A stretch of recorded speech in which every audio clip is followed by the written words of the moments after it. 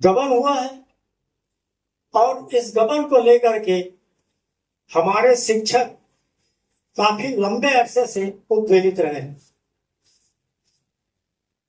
और इसी दिशा में आपका ध्यान आकर्षित कराना हमारा उद्देश्य रहा है।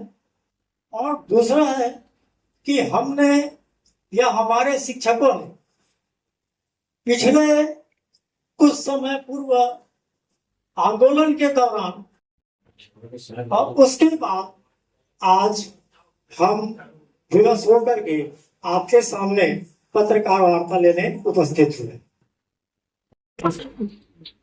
इस आर्थिक भ्रष्टाचार के खिलाफ आप लोगों को अवगत कराया था। आपने उन्हें समाचार पत्रों में स्थान दिया, आपने सोशल मीडिया में उनको स्थान दिया, लेकिन अब हमारे जो प्रबंधन समिति के सदस्य हैं वो हम पर पहले मौखिक दबाव डालते रहे कि आपको इनका खंडन करना है, लेकिन हम तब तक उस पर उतना जोर नहीं दिए या ध्यान नहीं दिए। जब उन्होंने हमें लिखित में इसका खंडन करने के लिए आवेदन दिया और खंडन न करने की स्थिति में हम पर कानूनी कार्रवाई करने की बात कही, तब विवश होकर के हमने उनको पुनः अवगत कराया है कि आपने किस प्रकार से आर्थिक और स्कूल प्रिंसिपल या शिक्षक के बीच में उसमें बच्चों को इन सब चीजों का हिस्सा क्यों बनाया जा रहा है आंदोलन करने के लिए, जो कि बच्चे वहां पे शिक्षा प्राप्त करने आते हैं वो उस स्कूल से निकल के सीखेंगे क्या?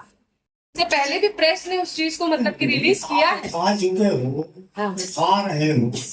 मैं ये कहता हूँ कि आज जो मूल मुद्दा है हम बच्चे को सामने ला रहे हैं या नहीं ला रहे हैं, ये तो आपने सभी लोगों ने वहां पर बच्चों से पूछा होगा, बच्चों ने जवाब दिया होगा, जो भी होगा, है ना? नहीं, मैं ये कहता हूँ आपसे कि आप जो प्रश्न कर रही हो, मेरा कहने का मतलब यह है कि उस समय भी पत्रकारों ने उनसे चर्चा की है, बच्चों से चर्चा की है, बच्चों ने जवाब दिया है। बच्चों को आपको पकड़ना चाहिए कि आपको घसीटा जा रहा है या कि आप खुद सामने आ रहे हैं। आज इस प्रश्न को यहाँ करना थोड़ा सा लाजमी नहीं है। आप कर रहे हो। शिक्षा प्रभावित हो रही सर, ऐसे शिक्षा तो प्रभावित हर स्थिति में। एक प्राचार्य यदि संस्था का संचालन कर रहे हैं, शिक्षा की विरोध कर रहे हैं, वो बार बार हमसे इस बात को कह रहे हैं कि इस प्रकार का जो भ्रष्टाचार हुआ है उस भ्रष्टाचार पर आप दखल क्यों नहीं देते। तब भी मैं ये बात उनको बोलता था, जिस दिन मैं दखल दूंगा सबसे पहले मेरी बनी चढ़ेगी, आप लोग को बचाओ।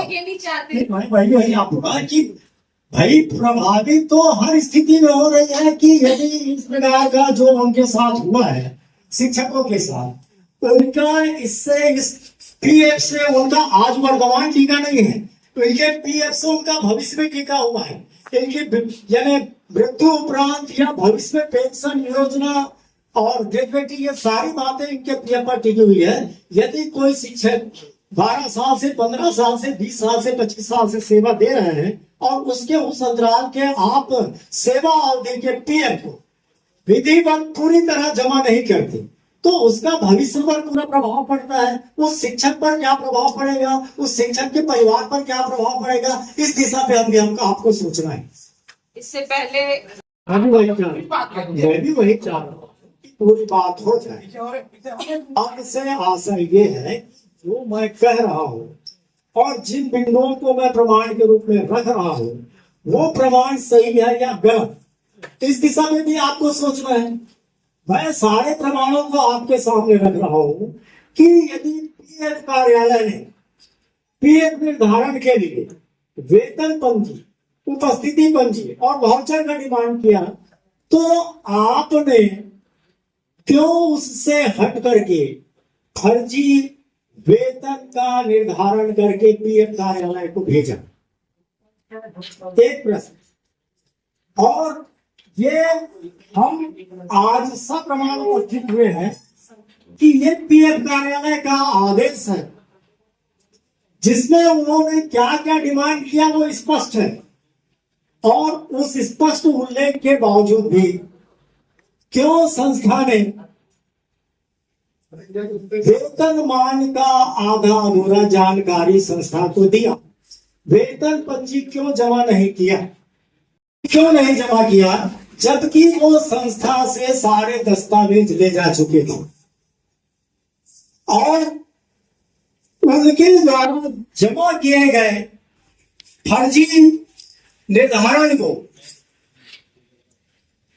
पीएफ कार्यालय ने मान्य कर उसी के आधार पर ये पीएफ का निर्धारण कर दिया, जिसके बारे में संस्था या प्रबंधन समिति खुद बोल रही थी कि 2,84,00,000 का पीएफ का लगभग निर्धारण हो रहा है, वही कैसे 21,78,423 में आकर के रुक गया।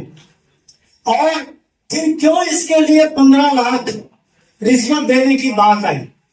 यदि इस प्रकार का कृत्य किया गया है तो वो शिक्षक और कर्मचारियों के भविष्य के साथ खिलवाड़ किया गया है।